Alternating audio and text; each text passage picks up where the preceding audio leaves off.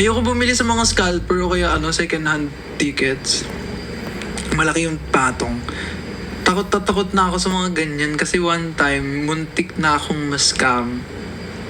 Ito na nga, ito yung story ko about Into the Woods.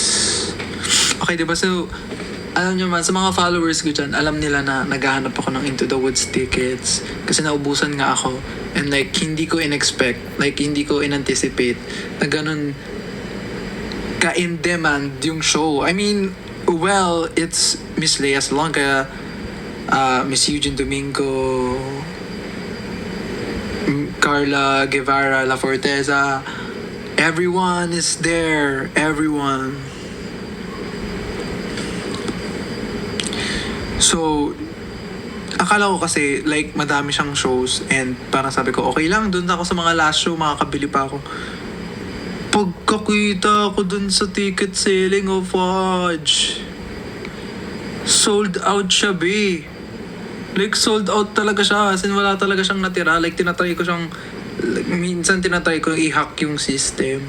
Like, sabi ko, sige, pag siguro may mag-refund dito, tapos bigla may mag-open. Tapos try kong tignan, nire-refresh ko every once in a while. Tapos wala talaga siya. Pero, yun nga. So, naghanap ako ng mga alternatives. Sabi ko, bili ako sa Twitter, sa X, sa Black app, tsaka sumali ako sa Blue, sumali ako ng mga ticket selling sa groups, dun sa Blue app. Tapos, sobrang sketchy kasi ang daming mga scammer. Tapos gumagawa sila ng mga accounts na believable.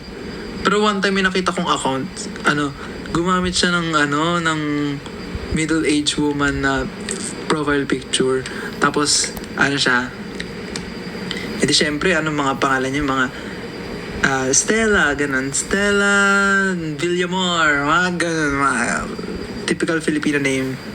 Tapos, minessage ko. So, kita ko yung niya, di ba syempre sa profile, may nakalagay na mga music, favorite music. Tapos nakalagay sa Type a Girl by Blackpink, yung favorite song niya. Sabi ko, ay taray, si Mother Blink. Tapos sabi ko, hindi, scammer to. I mean, mali mo naman, di ba talaga may talaga naman baka may naman talaga. Baka naman si Manang Stella ay Blink naman pala talaga. Ginudge ko lang siya.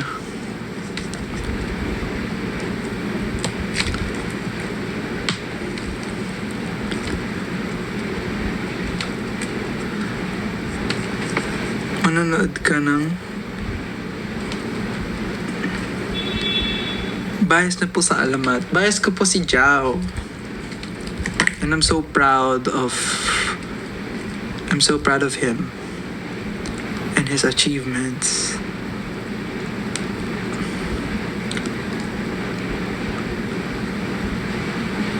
Kuya, I passed all my exams. Congrats. Sana ako na-exam. Gusto ko na mag-exam, guys. Namimiss ko na mag-aral.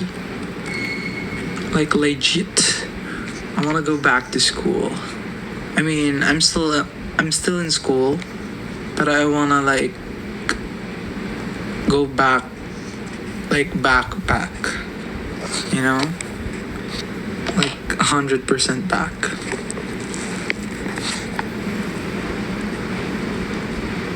I love your skin. Thank you. Si Franz ba to?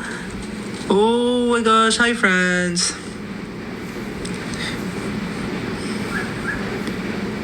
Galit na tofu. Anong oras ka matutulog? Depende. Wait lang. Check ko muna yung aming schedule for tomorrow. Kasi syempre, let's see.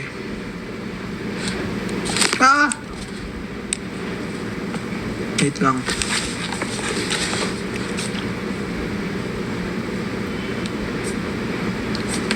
Thank you for reminding me, Hindi ko pa na-check yung aming ang aming schedules. So, let's see.